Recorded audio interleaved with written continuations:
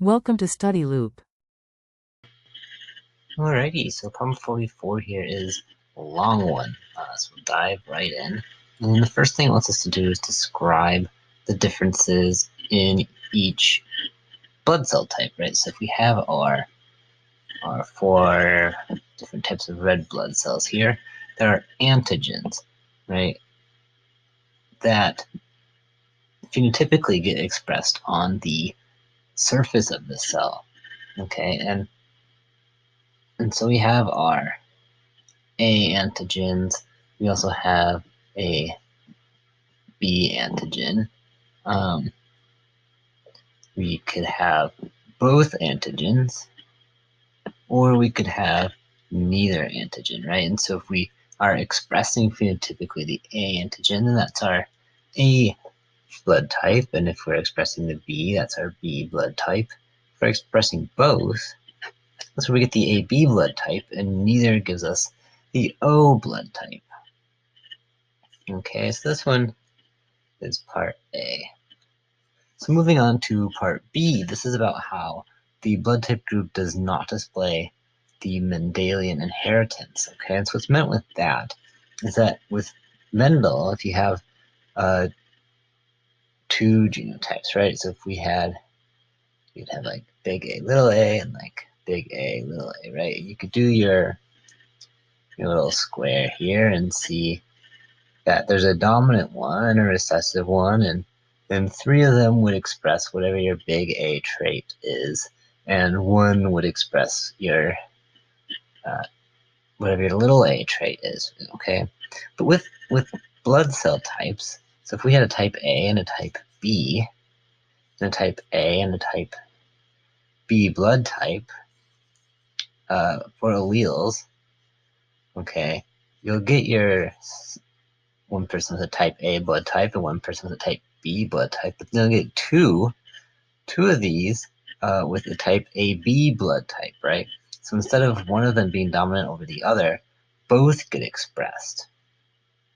Okay, and so that's where that deviates from. And so this idea is part B here.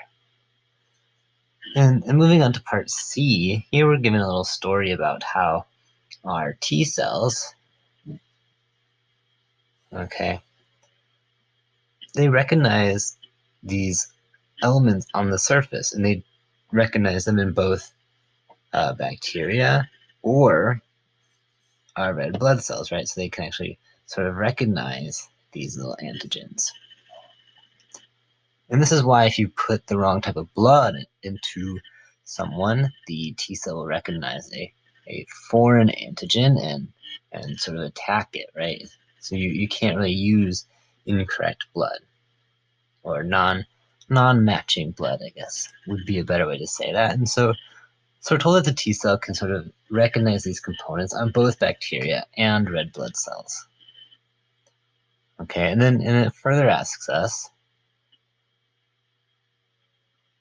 well, first it also tells us that certain blood types, right, are more susceptible to various infections. So we're told that our O blood type is susceptible to cholera, okay, and that our AB blood type has shown increased susceptibility to E. coli.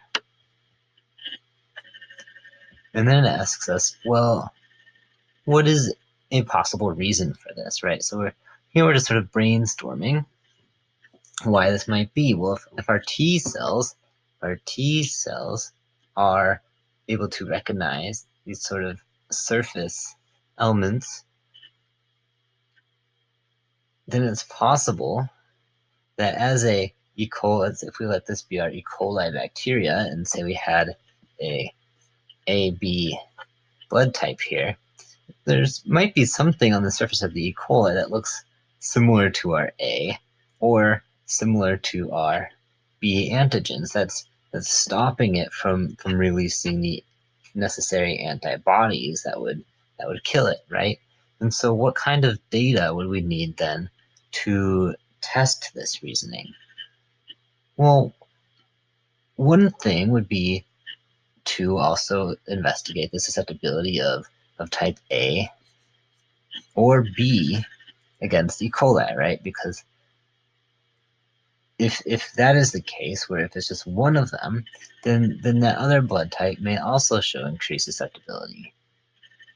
Okay, but it could be something else, right? Maybe there's something, maybe it expresses something else entirely that just sort of resembles the combination of the two, right? So maybe some sort of molecular level investigation into those carbohydrates would be a better selection of data. Okay, so that was part 3, is sort of just a little thinking exercise, and then we get to 4 here, and it starts to get a little bit mathy, right? Which is great. So we're given observed number of folks with a blood type, which is in this column, and the total, right, which is at the bottom. And we're just asked to find the frequency, which is not too hard, right? So we just need the total number observed. So for blood type A, it'll be 501. And you divide it by the total number of people. So that'd be by 2132. Okay, and this would give us a frequency of about 24%. We can go ahead and put that in there. Okay, then we just sort of repeat the process, right? So for blood type B, it would be 794 divided by the totals. That's 2,132, and then that one's going to equal 0.37, and so we can put that in there. And I think you sort of get the hang of how to figure that out. So the other, for AB, it'll be 0.11, and for type O, it's going to be 0.28. Okay, and so then we sort of get going on, and someone has gone in and used this data to give us some probabilities. Okay, and so they give us that the probability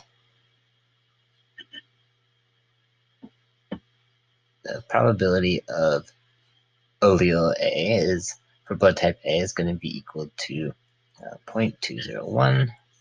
For B, it is equal to 0.265, and this information is in the problem. And for probability for O is equal to 0.542.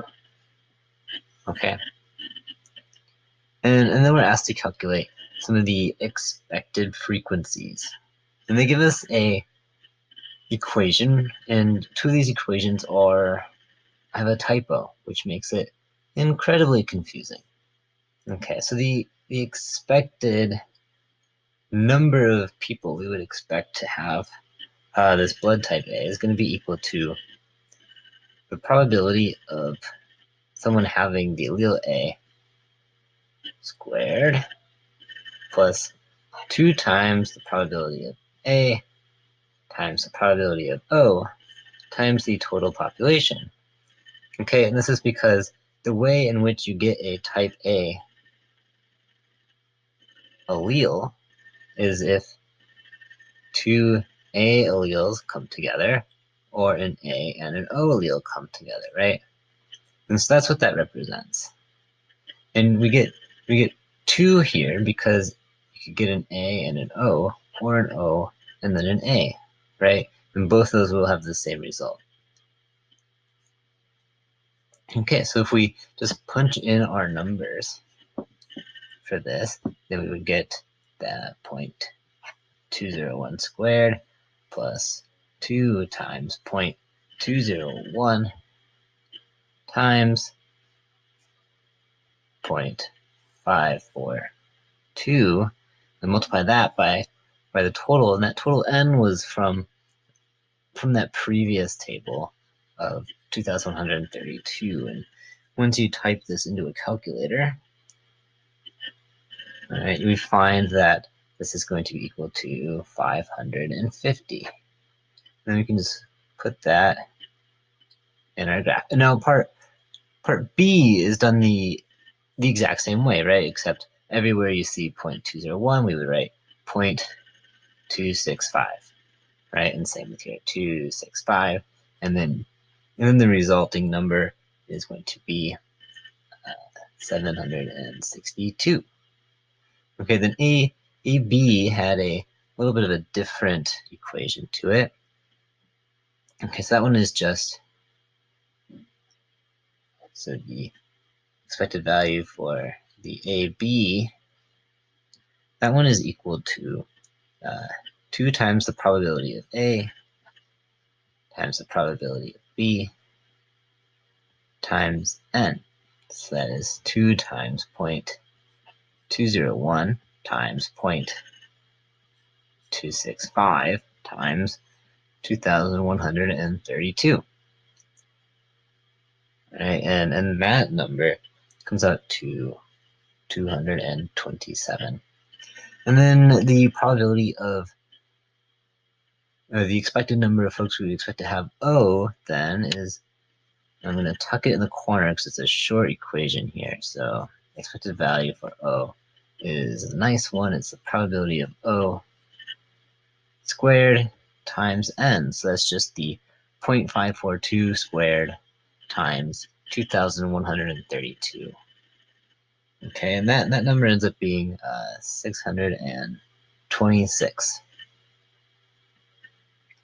Okay, and so once you have the correct formulas, it becomes way easier. And this is still part D, both these two screens were, and this next one is also going to be part D. This one's asking us to do a chi-squared test, and the chi-squared formula says we want to take the sum of our observed value minus the expected.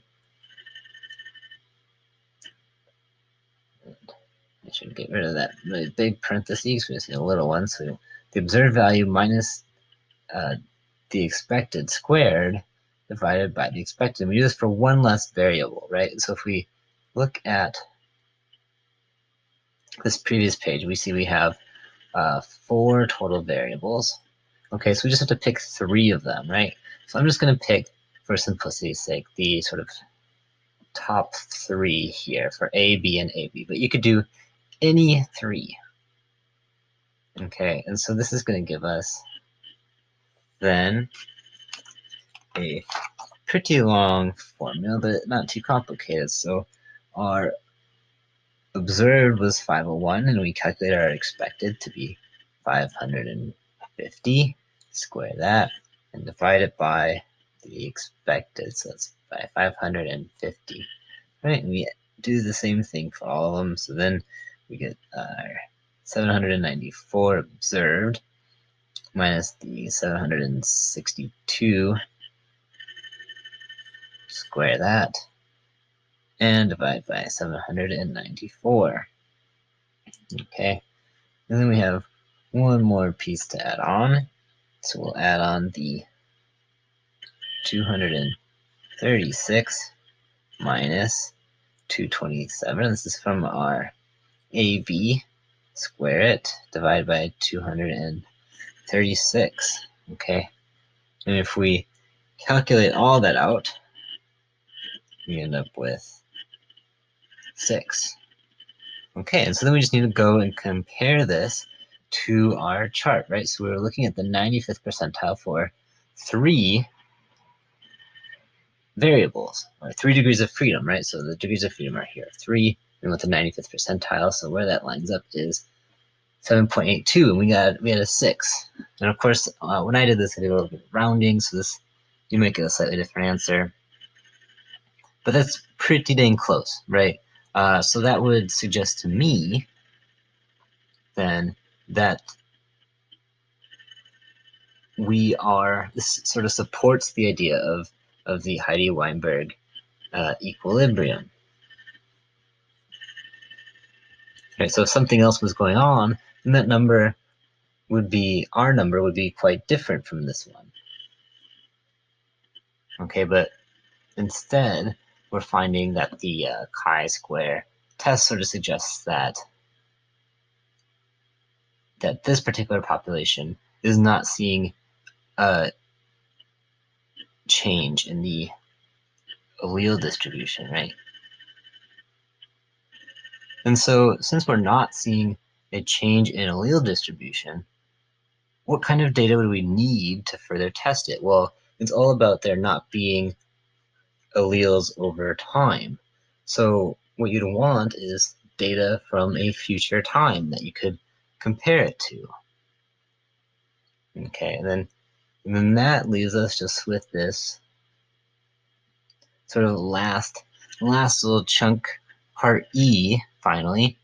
And this time we're told that there's homologous genes coding that are present on the surfaces of red blood cells, right? And this is in both amphibians and mammals, but not fish. Right, so we have these red blood cells, and we have these things being presented on them in mammals and amphibians, but not fish. So we have in mammals and amphibians, but not in fish. Okay. And so this sort of implies that the common ancestor to these ABO genes, these things are being presented, right, occurred at least 20 million years ago, somewhere around the time when we got a distinction, separation from fish and amphibians.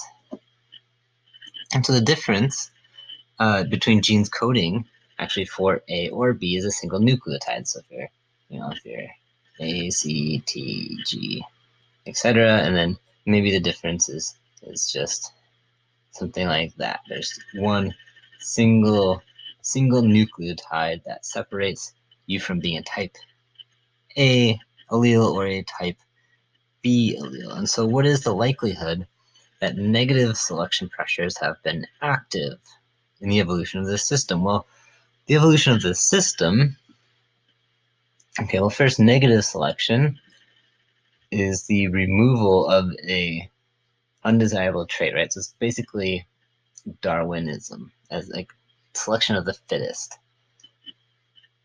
So if we had negative selection of the whole ABO system, you would expect to see fish sort of die off, right? Because they don't have it. But that's not the case. There are plenty of fish, and fish and mammals even sort of coexist in the same habitat, right? So I would argue that there is not negative selection for the ABO system. But if we are investigating just A and B blood types, then we would need perhaps a little bit more data. Okay, so with the AB blood types, we would want to look at the frequencies of the A type versus the B type over time. And if you see that there was a time when one didn't exist, right? So if for some period of time we only had type A, and then B popped up in a small value and then became more and more prevalent, that might suggest that there is some selection. But if they've both always been present and always without too different of a degree of frequency, then it would be likely that this negative selection pressure is again